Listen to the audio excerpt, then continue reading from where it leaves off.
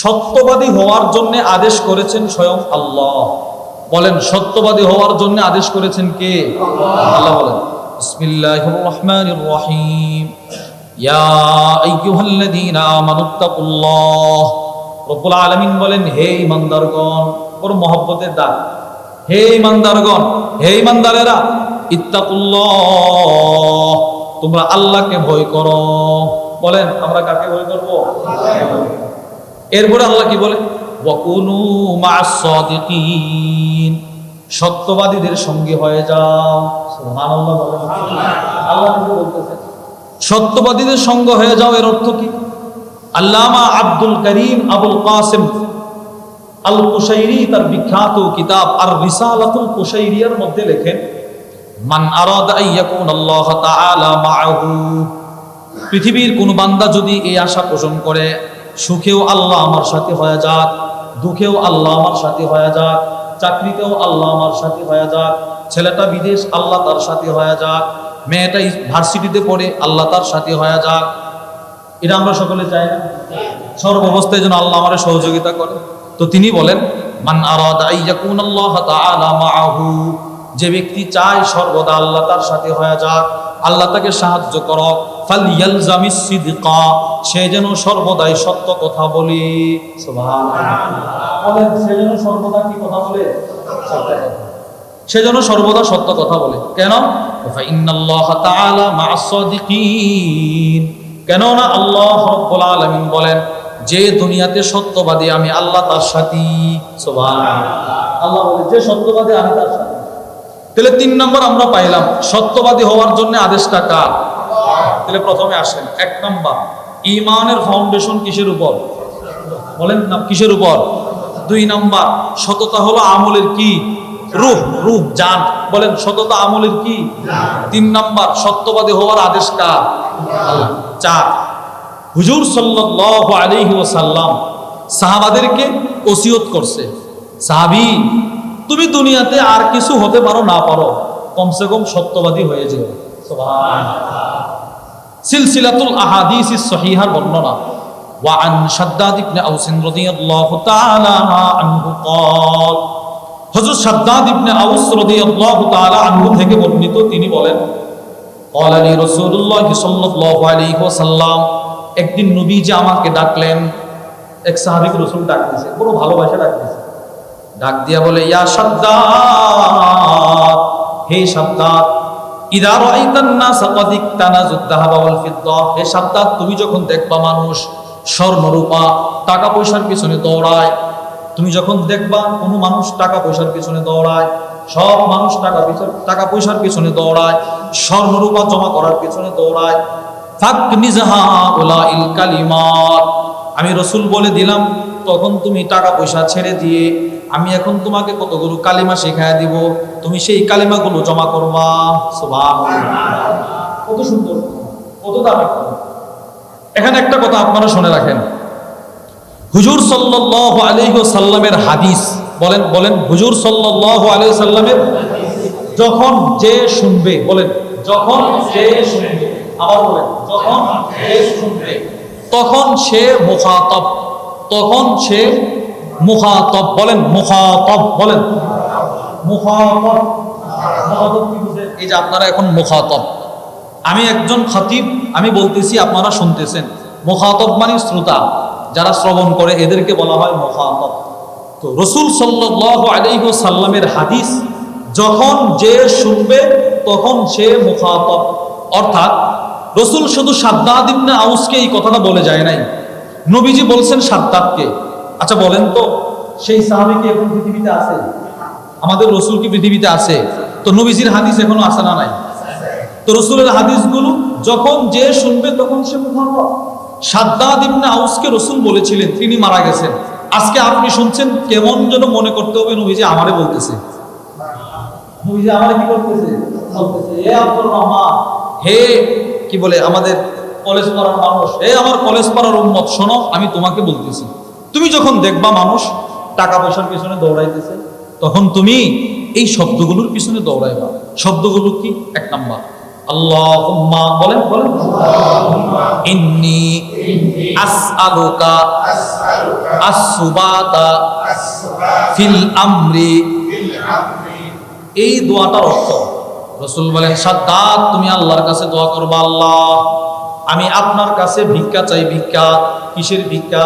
আল্লাহ আমি দ্বীনের উপর অটল থাকতে চাই, অটল। সুবহানাল্লাহ বলেন। আমি কিসের উপর অটল থাকতে চাই?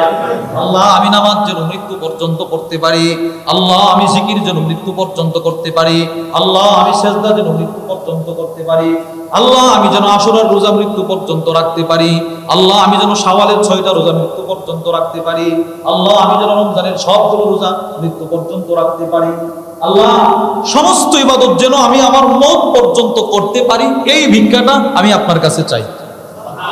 আচ্ছা কত দামি কথা এটা বলেন, কথাটা কতটা দামি বলেন। নবীজি সব এটার ভিতরে ঢুকাই দিয়েছে। এরপরে বলেন ওয়াল আজিমাতা, বলেন ওয়াল আজিমাতা আলার রুশদি।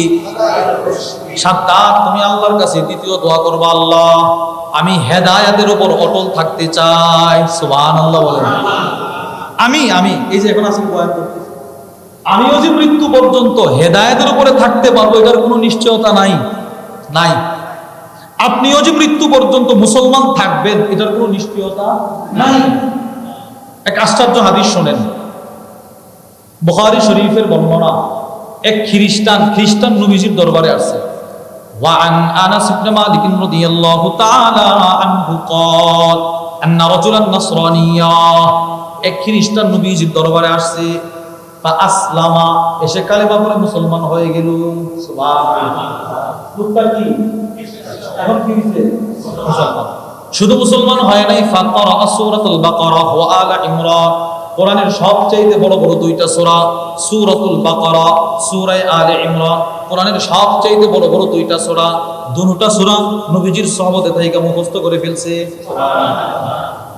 খ্রিস্টান নবীজির দরবারে থেকে কোরআন শরীফ মুখস্থ করে ফেলছে। আচ্ছা এবার বলেন নবীজি তারে ভালোবাসবে কি বাসবে না? বলেন। দেখেন কি পরিমাণ নবীজি তারে ভালোবাসছে। আল্লাহর রাসূল তাকে দায়িত্ব দিয়ে দিলেন, ফাকাতাবাহু সে ওহী লেখার দায়িত্ব পেয়ে গেল। সুবহানাল্লাহ। ওহী লেখার দায়িত্ব, রাসূলের কাছে ওহী নাজিল হয়, যে কয়জন সাহাবী ওহী লিখতো সেও ওহী লেখে। ওই যে হেদায়েত মূল বিষয়। ফাআদা সরানিয়া, যেই লোকটা রাসূলের দরবারে সে কালিমা পড়ে মুসলমান, যেই লোকটা কোরআনের সবচাইতে বড় বড় দুইটা সূরা মুখস্থ করলো, যেই লোকটা ওহী লেখার দায়িত্ব পাইল, ওই লোকটা কয়েকদিন পরে আবার খ্রিস্টান হয়ে গেছে। হেদায়েত। এজন্য আম্মা জান উম্মে সালামা বলেন, মা খারাজান নবী সাল্লাল্লাহু আলাইহি ওয়াসাল্লাম মিন বাইতি ইল্লা রাফাআ তারফাহু ইলাস সামা। আম্মা জান বলেন, আমার নবী আমার ঘর থেকে যখনই বের হইতেন, আমার রাসূল আমার ঘর থেকে যখনই বের হইতেন, আমার স্বামী আমার ঘর থেকে যখনই বের হইতেন, নবীজি আকাশের দিকে দুইটা চোখ উঠাইতেন, হাত উঠাইতেন, দোয়া করতেন, আল্লাহ আমি মুহাম্মদ সাল্লাল্লাহু আলাইহি ওয়াসাল্লাম যেন কাউকে পথভ্রষ্ট না করি, নিজেও যেন কখনো পথভ্রষ্ট না হয়। সুবহানাল্লাহ। আচ্ছা আপনি কি মনে করেন নবীজি কখনো পথভ্রষ্ট হওয়ার সম্ভাবনা ছিল? না। এই কল্পনা, এই জন্য নবীজি দোয়া শিখাইতেছে, সাদ্দাত তুমি আল্লাহর কাছে দোয়া করবা, আল্লাহ আমি যেন মৃত্যু পর্যন্ত হেদায়েতের উপরে অটল থাকতে পারি। বলেন আমিন। এরপরে 3 নম্বর নবীজি বলে, সাদ্দাত তুমি আল্লাহর কাছে দোয়া করবা, আল্লাহুম্মা ইন্নী আসআলুকা কলবান সালিমা। আল্লাহ আমি আপনার কাছে একটা জান্নাতি কলব চাই। সুবহানাল্লাহ বলেন। জান্নাতি কলব, জান্নাতি কলব। আল্লাহ আমাকে একটা কলবে সালিম দিয়ে দেন, যে কলবের বিনিময়ে রেখে দিয়েছেন জান্নাত। এরপরে সাদ্দাত তুমি দোয়া করবা, আল্লাহুম্মা ইন্নী আসআলুকা লিসানান সাদিকা। আল্লাহ দুনিয়াতে আর কিছু দেন আর না দেন, আপনার কাছে একটা সত্য জবান ভিক্ষা চাই। সুবহানাল্লাহ। তাহলে আবার আপনারা হাদিস মিলান। নবীজি বললেন, সাদ্দাত মানুষ যখন টাকা পয়সার পেছনে দৌড়াবে তখন তুমি আল্লাহর কাছে দোয়া করবা, আল্লাহ এদের টাকা পয়সা দরকার দিয়ে দেন, কিন্তু আমার একটা সত্য জবান দরকার। সুবহানাল্লাহ বলেন। বলেন আল্লাহ আমাদেরকেও একটা সত্য জবান দিয়ে দেন। বলেন আমিন। তাহলে হাদিসও আমরা পাইলাম হুজুর সাল্লাল্লাহু আলাইহি ওয়াসাল্লাম সাহাবাদেরকে সত্য জবানের অধিকারী হওয়ার জন্য দোয়া শিখাইছেন। তাহলে এর থেকেও বুঝলাম সততার গুরুত্ব ইসলামে আছে না নাই? আছে। 5 নাম্বার আগেকার জমানাতে যত গার্জেন ছিল, যত অভিভাবক ছিল, ওনারা ওনাদের সন্তানকে যেই শিক্ষায় শিক্ষিত করতেন না কেন, উস্তাদকে বলতেন উস্তাদ। তারে আপনি বিদ্যা যেমন শিখাবেন, ওই বিদ্যা শেখানোর আগে তারা একটা সত্য জবানের ওসিয়ত করবেন। সুবহানাল্লাহ বলেন।